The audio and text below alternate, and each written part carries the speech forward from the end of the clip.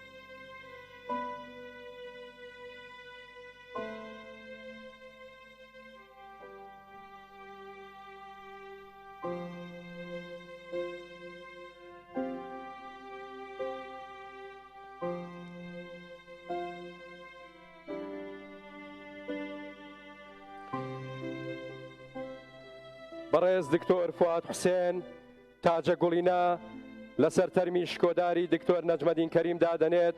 بەڕێزیان بفەرمێ.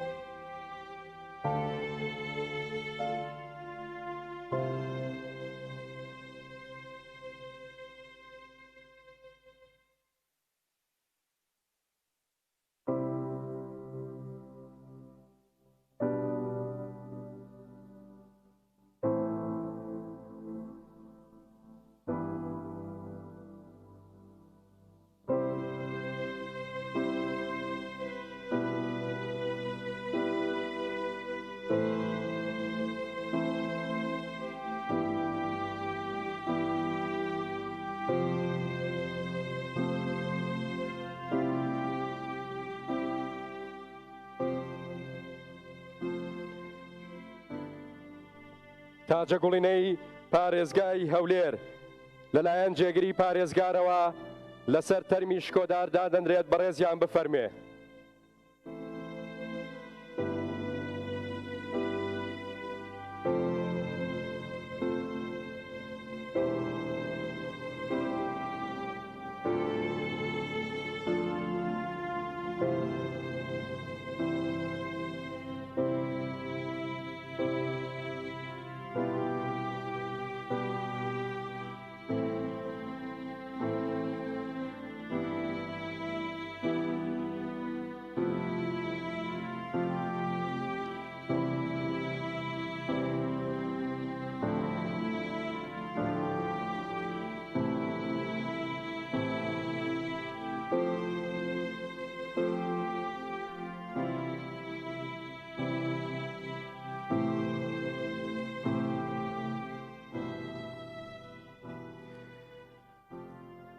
تاجەگوڵینەی خانەوادەی خوالێ خۆشببوو دکتۆر نەجمەدین کەریم لەسەر تەرمی شکۆداریان دادەنرێت.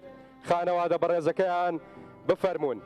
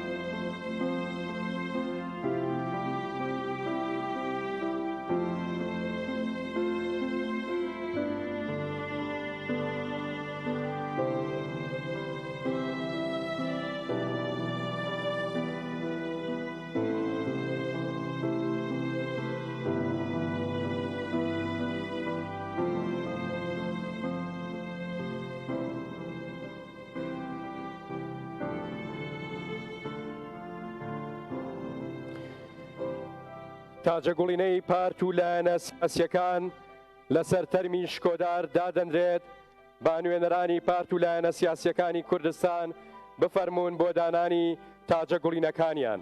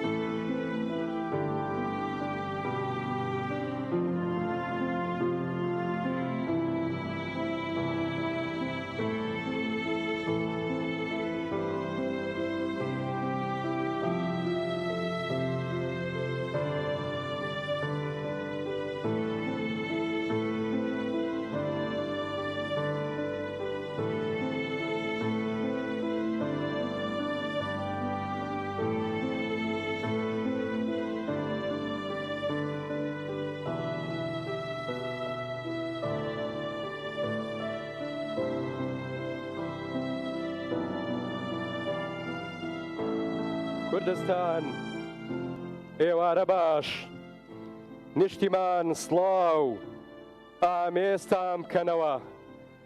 ئەمڕۆ تەرمی شکۆداری نیشتیمان پەروەرێک، خەباتکارێکی ڕێگەی ئازادی، پێشمەرگەیەکی کۆڕی گەرمی تێکۆشان. ئەمڕۆ کوڕئازاکەی کەرکووک و کوردستان دێتەوە باوەشی نیشتیمان. ئامێزی پڕ لە شکۆت بکەوە نیشتیمان. سەری هەمیشە بەرزت هەڵبڕە کوردستان. کەرکووچیەک خەمی شارەکەی هەر بەشانیەوەیەتی. کوردستان یەک بە کلاشینکۆف و مەتارێک و جانتایەکی پزیشکیەوە شار و شاخ دەگەڕێ. سیاسەت مەدارێک سەر بە هەموو ناوەندێکی دنیادا دەکات و بە زمانە پاراوەکەی دەڵێت من کوردم. دیپلۆماتکارێک لە دەرگای هەموو دنیا دەدات تا پێیان بڵێت کوردستان و گەلەکەی شایەنی ژیانێکی سەربەرز و ئازاد و بەشکۆن. ئەمڕۆ نیشتیمان پەروەرێک دێتەوە نیشتیمان تا ئاڵای پیرۆزی کوردستان بەرز بەرز بکاتەوە و پڕ بە گەروی بڵێ زیندووە، قەت نانەوێ ئاڵاکەمان. ئەمڕۆ دکتۆر نەجمەدین خۆشەویستی هەمومان، هەڤاڵ و هاوخەبات و هاوبیرمان دێتەوە نیشتیمان.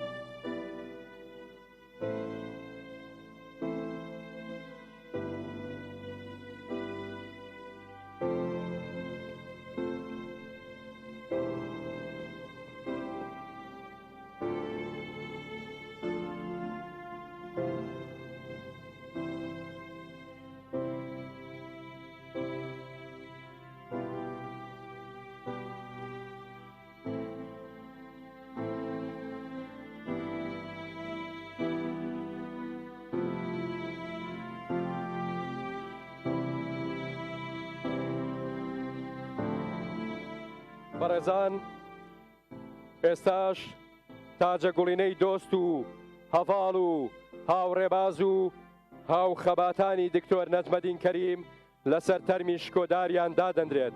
با بەڕێزان بفەرمونون.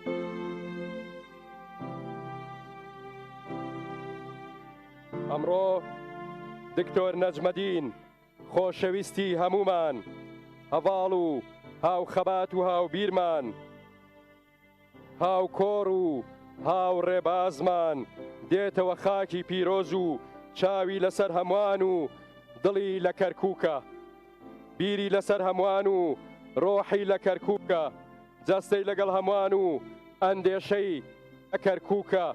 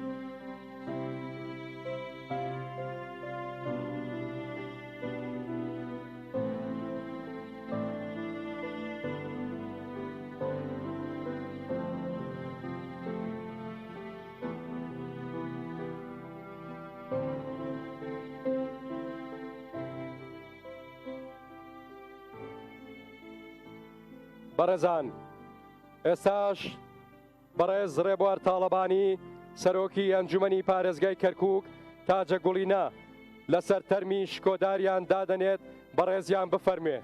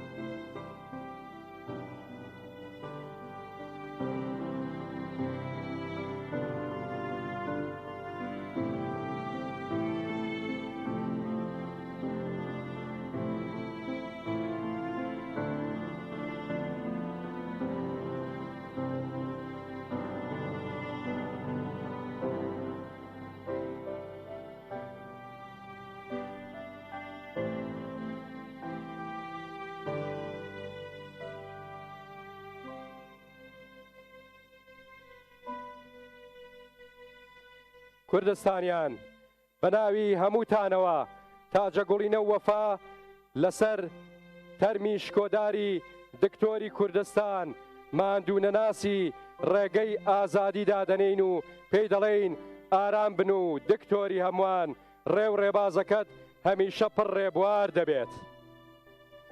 بەڕێزان، داوا لە جەنابی کاک نێچیروان بارزانی سەرۆکی هەرێمی کوردستان دەکەین، جەنابیان بفەرمێ بۆ پێشکەشکردنی وتارەکەی.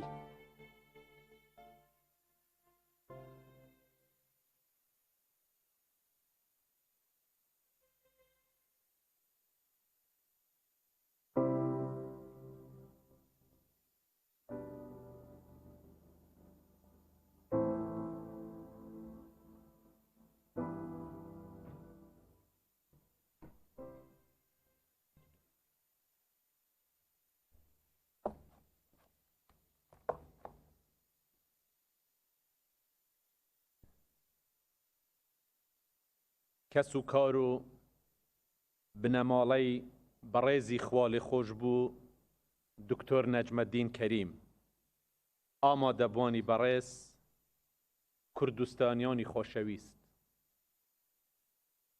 ئەمڕۆ هەمومان لێرە بە خەمباری بەڵام بە سەربەرزی پێشوازی لە تەرمی کەسایەتی لێهاتوو تێکۆشەری کوردستان دکتۆر نەجمەدین کەریم دەکەین.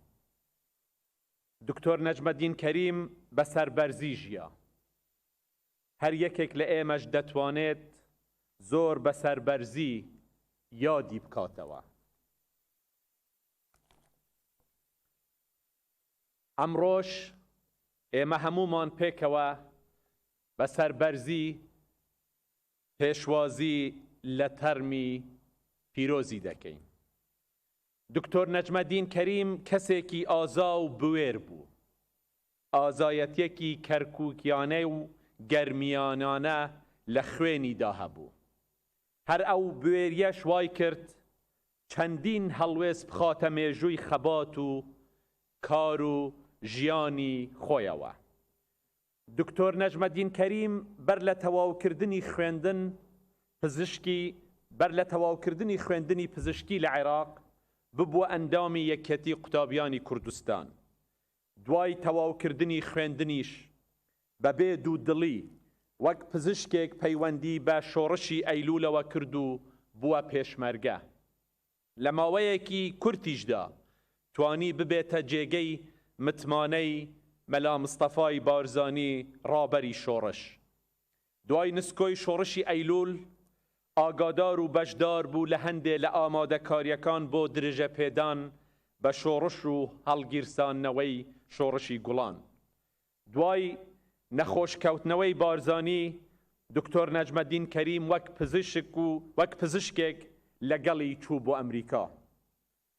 دکتۆر نەجمەدین کەریم لە کاتی مانەوەی لە ئەمریکا خوێندنی باڵای لە بوارەکەیدا تەواو کرد و بووە یەکێک لە پزیشکە متمانە پێکراوەکان لە سەرتاسەری ئەمریکادا. لە بواری ئەکادیمیشدا پێگەیەکی بەرزی هەبوو.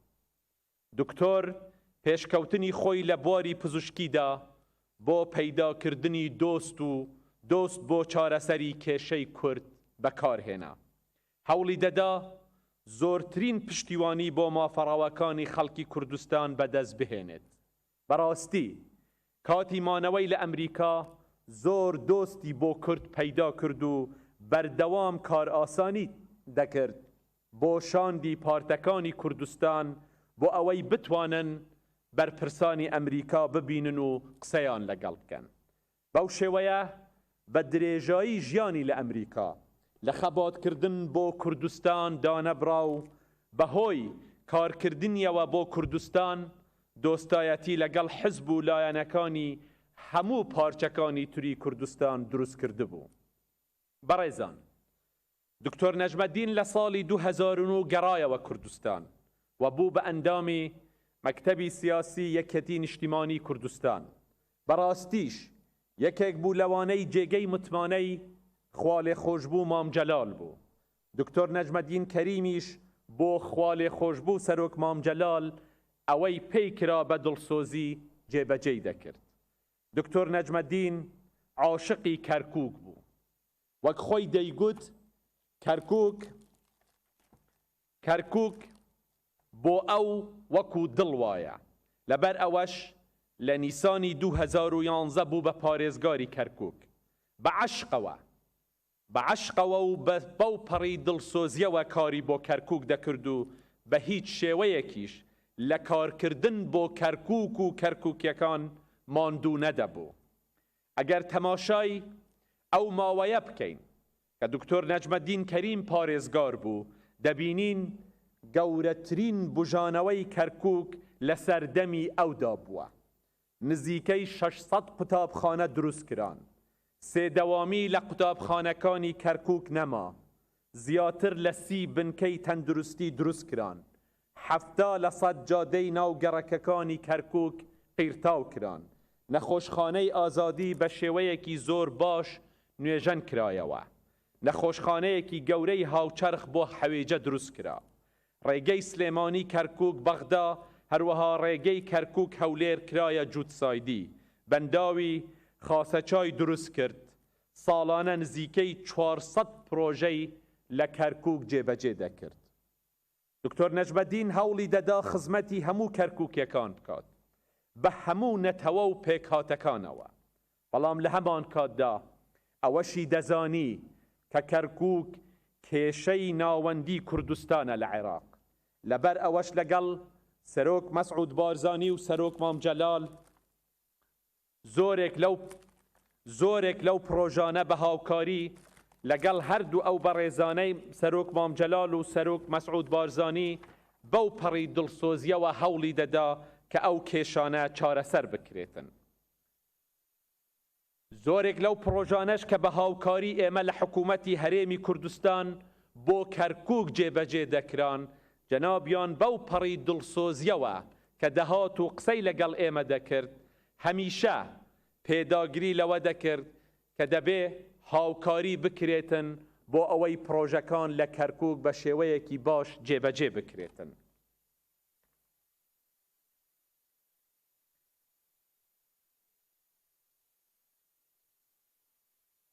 ئەو بەو پەڕی دڵسۆزیەوە هەوڵی دەدا کە کێشەکانی کەرکووک چارەسەر بکاتن.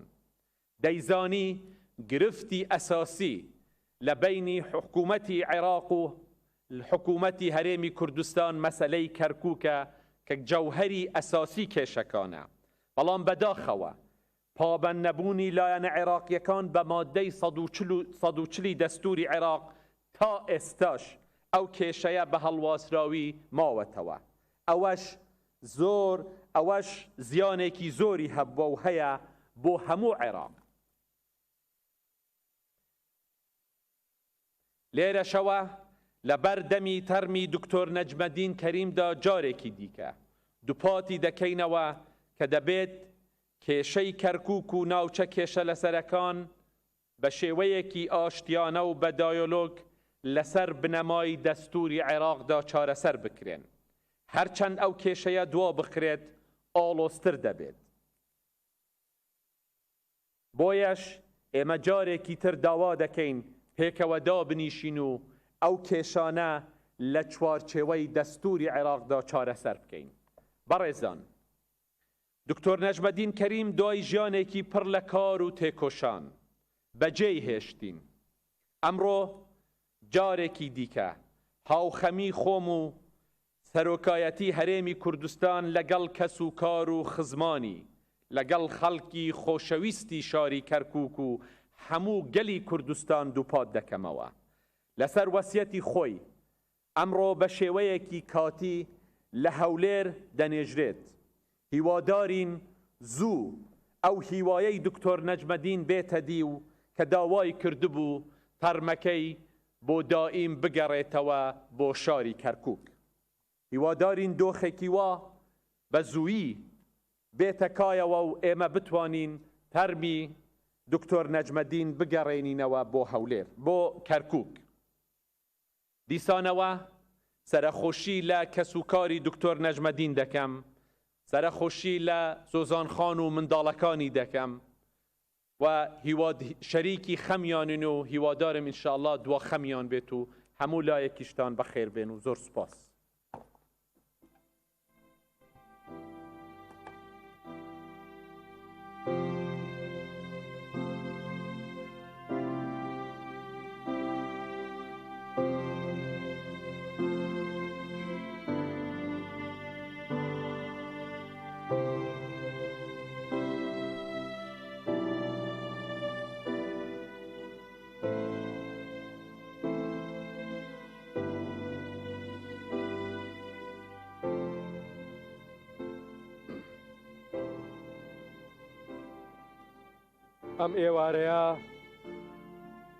ئەم ئێوارەیە ڕۆحی پاکی دکتۆر کۆڵان بە کۆڵان و شار بە شار و چیا بە چیای کوردستان دەگەڕێ.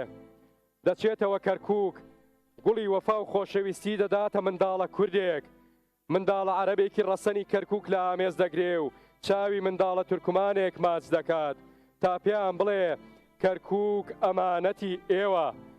لەوێوە دێتەوە هەولێر و سەرێک لە دهۆک و سلێمانی و هەڵەبجە و گەرمیان دەدات تا پێیان بڵێ نیشتیمان و ئاڵا ئەمانەتی ئێوەن.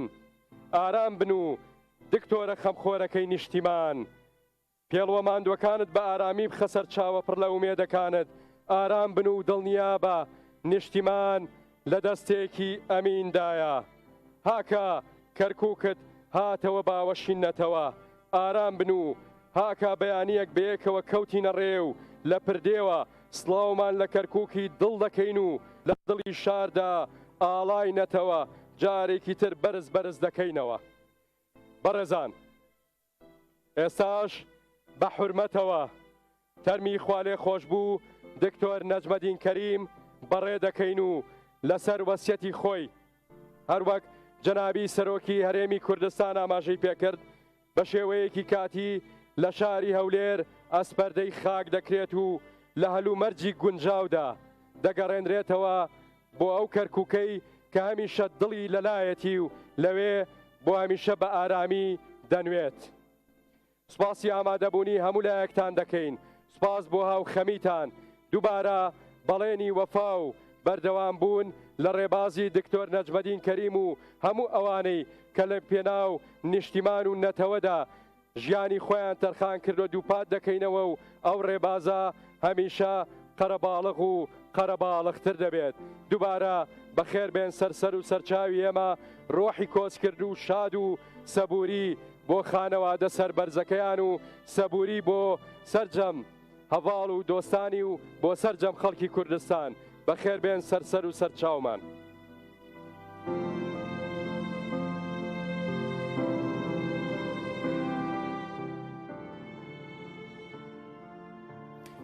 دیمەنێن ڕاستەوخۆنە پاوایەکی زیندی ژێ فڕۆکخانەوە نێودەوڵەتیە هەولێرێ تێن ڤەگواستن مەراسیمە شایستە و هێژەی وێ دیروک و خزمەتە کو دکتۆر نەجمەدین کەریم پێشکێشی گەلێ کوردستانێ تایبەتیژی کەرکووکێ کری. مەراسیمە تایبەت بوو ji بووی پێشوازیکردن لە تەرمەوی تاجە گولینە قەفتێن گولا هاتندانین هەم ji aliyê serokê herêmê ve hem ji aliyê cêgirê serokê hikûmetê hem ji aliyê kesatên berpirs aliyên siyasî hemû ûlûnetەوە hemû aliyên siyasî dê pêşwazîkirina termêwî de hazir bûn. Gotara taybet ya serokê herêma Kurdistanê Nêçîrvan Barzanî girêdayî kar û xebat û xizmeta doktor pêşkêşkirî bû. که داویه جی ماجه پیاده کردن نه ترم دکتر به وگاستن جبوی پیرمان دلوی داره بو دمکی دمکی بو دمکی کاتی دلوی داره به ناشتن به فشارتن به خاکه ده سپارتن دوفرا هر دما کو کرکوک آزاد و بر روش آسای بلدیف وسط یا دکتر نجمدین کریم خودش رازی پارزگار شرعی کرکوکه وی دمی الیده به وگاستن جبوی کرکوکه و حتی دلوی داره به وشارتن دی من راستاخونه نهاد دست وگاستنا ترم دکتر خود جرازی دکتر نجمدین کریم پارزگار شرعی کرکوکه دی بکرن به وگاستن جفروخانه نفدولتی هولیر کو بریا ساعته که گشت بو باوش و انبیزا نشتیمان کو به اگرا جلطه که میشکی بریا 6 روزان و غیره داویه کربو و غیره که جهه خمگینی جبوی هر کرده که تایبت و غیره که گلک گرانگو جبوی هر کرده که و غیره که گران جبوی هر کسی که کو دنگی وید گل دنگ سربخویه دنگی وید گل دنگ آزادیه دنگی وید گل دنگ دولت بونه بویه جبروه که جی همو گله کردستانه هر چار پارچهان و که ایماجه پیته کرن خمگینن جبویوه و غیرداوی دکتور گل پاش خو دیروکه که تجی خزمت دیروکه که تجی سروری جهشت یکو جه سروری و فخر و شانازیا هر کرده کی هر کرکوکی کی به سروکی هرما کردستان نچیروان بارزانی و که ده آخفنین خودا تایبت گوتارا خودا بری نهای ماجه پیکری او دیروک جه شانازیه وان افرو و غیرداویه جه دکتور کر بخمگینی و لیب سر بلندی و تایبتی جی حاضری و غیرداویه بوینه دیمن راستا خوبون نها شفروخانه نفدولتی هولیر ده ترم دکتور خود جرازی دکتور نجمدین کریم پارێزگارê şerعiyê Kerkûkê نبی وگواستن جبوی جهه و شرطناوی کو آوای که دنکی جهه و شرطناوی دل پیر بامبه لدیف وصیتاوی بریا کو و غرداوی بکه به برای خو به مالبات خو به خزان خوشی او وصیتگاهان بو یعنی وی دمی کو روش نه آسایل کرکوکه بندست کرکوک نه آزاده بلال هولیری به وشارتن دوف را هر دمی کو یعنی پیویا خوده کو دمکی نزیک دا کرکوک به آزاد کردن ترمی به وگواستن جبوی کرکوک دی فاسیتاوی دیر کفین جوه مجاره هر دما کو ترمی دکتر گهشت پیرمان بیدمی الوی درجه می دیمنان وگویزیم تایبتیجی دیمنن وشارتن و خاک سپاردناوی جه دکتر خود جرازی بهشتا بریم به خود صبر و هدار بده هر کرده کی تایبتیجی مالباتاوی جمجارا وگواستنا ریو رسما و غرداوی دکتر ام دور کویم پاوی که راستا خو گریدای مجارا تایبتیجی جدا کرنا دنگام ببین یا هل بجارتنین سروکاتیا امریکا دیمن پراستا خو ج پنسیلوانیا ج امریکا لولایت پنسیلوانیا تیم وگواستن جدا کرنا دنگان اتا راده که زیده نزیکی داویه بویه نوتو نهش صدیه تایبت نها او دنکاتی نجیک جدا کردن جداهیات نیف بینا هر دو نمزتان جی گل کیمه پوین تک زیده تر برجوان دیار جو بایدن نمزت دموکراتان ده دونالد ترامپ به گرمی هاتی سرخط رخنین تند لولایت پنسیلوانیا گریدای جدا کرنا دنگان کرینه او بیجه دیروکا پنسیلوانیا دیروکا که